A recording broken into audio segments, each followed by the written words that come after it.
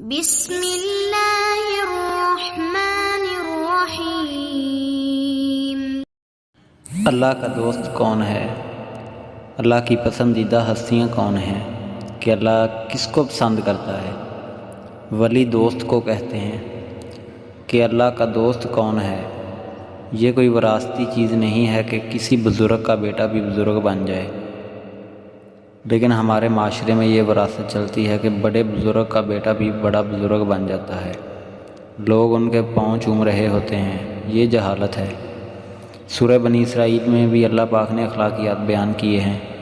ناظرین، ایمان لانے کے بعد انسان بنتا ہے، اور اس کے بعد اس کا بڑا پن، اس کی شہرت پیسے سے نہیں ہوتی۔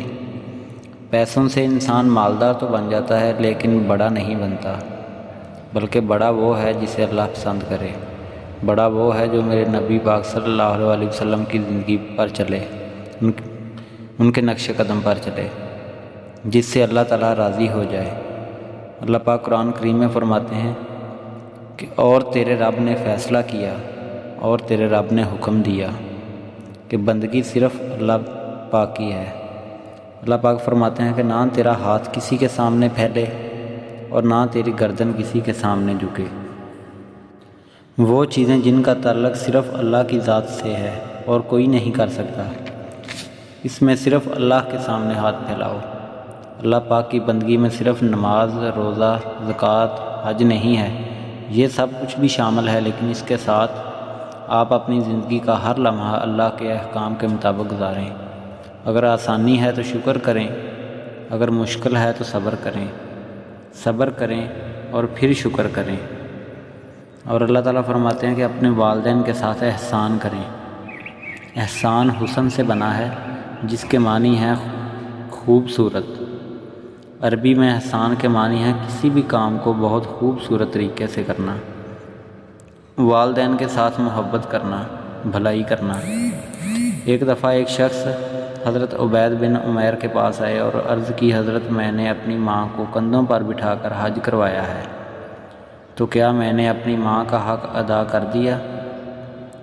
تو آپ حضرت فرماتے ہیں کہ بیٹا، جب تو پیدا ہوا تیری ماں کے پیٹ میں درد کی جو لہریں اٹھیں، ان میں سے ایک لہر کا بھی حق ادا نہیں ہوا، مطلب کہ ماں کا حق ادا نہیں ہو سکتا۔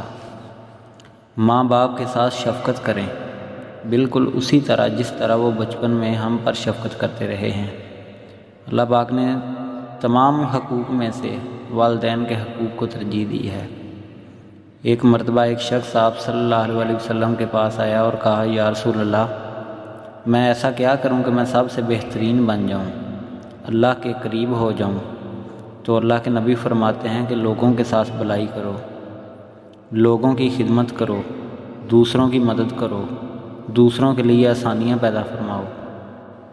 پیارے آقا فرماتے ہیں کہ جس کسی کی اپنی دو چیزوں کی حفاظت کر لی، یعنی جس بھی بندے نے اپنی دو چیزوں کو سنبھال لیا، اپنی دو چیزوں کی حفاظت کر لی، ایک اپنی زبان اور دوسرا اپنی شرمگاہ، جس نے ان دو چیزوں کی حفاظت کر لی وہ جنتی ہے۔ کبھی بھی اپنی زبان سے ایسے الفاظ مت نکالیں جس سے کسی کی دل آزاری ہو، کسی کو تکلیف پہنچے۔ جس جگہ آپ کا بولنا ضروری نہ ہو وہاں خاموش ہو جائیں۔ اللہ کا محبوب بندہ وہ ہے جو مخلوق کے ساتھ بھلائی کرے۔ اللہ پاک سے دعا ہے کہ ہمیں اپنا محبوب بندہ بننے کی توفیق عطا فرمائے، اور ایسے گناہوں سے بچنے کی توفیق عطا فرمائے جن کا ہمیں علم بھی نہیں ہوتا کہ ہم سے گناہ سرزد ہو جاتے ہیں۔